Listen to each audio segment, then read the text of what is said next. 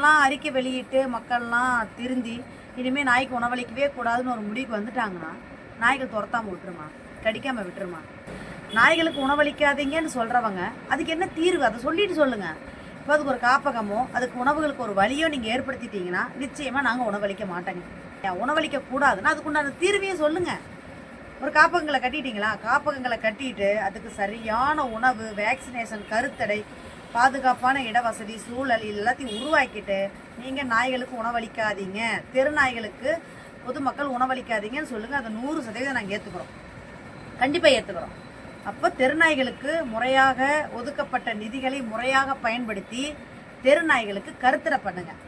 தெருநாய்களுக்கு, வீடற்ற ஆதரவற்ற தெரு பிள்ளைகளுக்கு கருத்தடை பண்ணி வேக்சினேஷன் கொடுத்து காப்பகங்களை அமைச்சிட்டு நல்ல உணவு, சுகாதாரமான குடிநீர், பாதுகாப்பான சூழலை உருவாக்கிட்டு அப்புறம் நாய்களுக்கு நீங்கள் உணவளிக்காதீங்கன்னு சொல்லுங்கள். கண்டிப்பாக நாங்கள் யாருமே உணவளிக்க மாட்டோம். ஒரு தெருவில் 2 நாய் இருக்கும்போதே அதுக்காக ஒதுக்கப்பட்ட கருத்தடிக்கு ஒதுக்கப்பட்ட நிதியை நீங்கள் முறையாக பயன்படுத்தி இருந்தீங்கன்னா ஏங்க 2 நாய் 10 நாயாக மாறுது?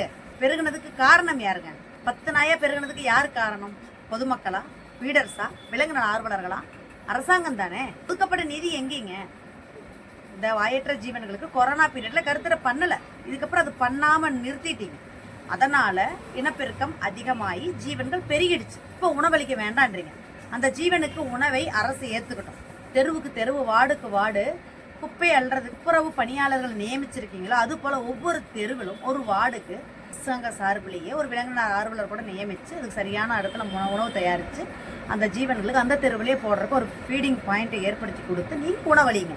நாங்கள் அந்த ரிஸ்க் எடுக்கலை, நாங்கள் நின்று வேடிக்கை பார்க்குறோம், உண்மையுமே கைத்தட்டி சந்தோஷப்படுறோம்.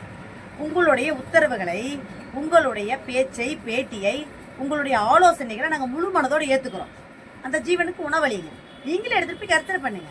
கார் யாராவது ஏற்றி அந்த ஜீவன்களை கைகாலை உடச்சிட்டாங்க, ஆக்சிடென்ட் பண்ணிட்டாங்கன்னா நீங்களே உங்கள் சம்மந்தப்பட்ட அதிகாரிகளை ஸ்பாட்டுக்கு வர சொல்லியோ இல்லை அந்த நாய் ஜீவன்களை எடுத்துகிட்டு போயோ முறையான மருத்துவ சிகிச்சை பண்ணி அந்த ஜீவன்களை பாதுகாத்து உயிரோட கொண்டு வந்து அதே தெருவில் விடுங்க. ஏபிசி அம்சம் அதுதானே.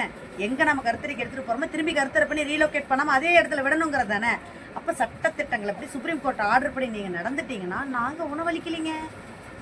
ஆனால் இதெல்லாம் செய்யாமல் உணவளிக்க கூடாதுன்னு சொல்கிறீங்க இல்லையா? அப்போ அதோட உணவுக்கு என்ன வழின்ற தீர்வை கொடுத்துட்டு நீங்கள் சட்டத்தை போடுங்க, பேட்டி கொடுங்க, எல்லாமே செய்யுங்க. நாங்கள் கேட்டுக்கிறோம். அப்போ நாங்கள் கேட்கணும்னா நீங்கள் அதுங்களுக்கு உண்டான பாதுகாப்பு வழிகளை உறுதிப்படுத்துங்க. என்ன பண்ணியிருக்கீங்கன்றது அட்லீஸ்ட் சொல்லுங்கள் அமைச்சரை. பொதுமக்களிடையே எவ்வளோ பெரிய தாக்கத்தை ஏற்படுத்தியிருக்குது. அதனால் பாதிக்கப்படுறது சமூக நாய்களும் விலங்குகளுக்கு உணவளிக்கிறவங்க தான்.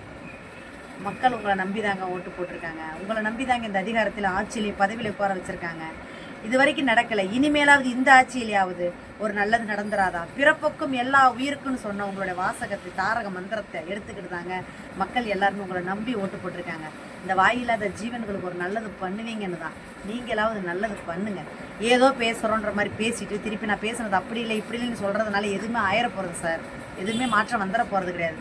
ஒரு நாள் நீங்கள் சொல்லிட்டீங்க, 2 நாளில் என்னென்ன பிரச்சனைகள் அனுபவிச்சாங்கன்றது வார்த்தைகளால் சொல்ல முடியாது. அந்த ஜீவன்களும் பொதுமக்களும் ஃபீடர்ஸும் விலங்கு நல ஆர்வலர்களும் சொல்ல முடியாத பிரச்சனைகளை சந்திச்சிருக்காங்க. சமுதாய பொறுப்போடு, சமுதாய நோக்கத்தோடு எல்லா உயிர்களுக்கும் பிரச்சனை இல்லாதபடிக்கு பேசுவீங்க நான் நம்புகிறேன். எல்லா இடத்துலையுமே விலங்கு நல ஆர்வலர்களுக்கும் ஒரு பாதுகாப்பு கொடுங்க. இந்த சமுதாய விலங்குகளுக்கும் என்ன நாம்சோ கருத்தடை பண்ணி அதுக்கு வேக்சினேஷன் கொடுத்து அதோட வாழ்விடங்கள்லேயே அது பாதுகாப்பாக இருக்கக்கூடிய பாதுகாப்பை உறுதிப்படுத்துங்க.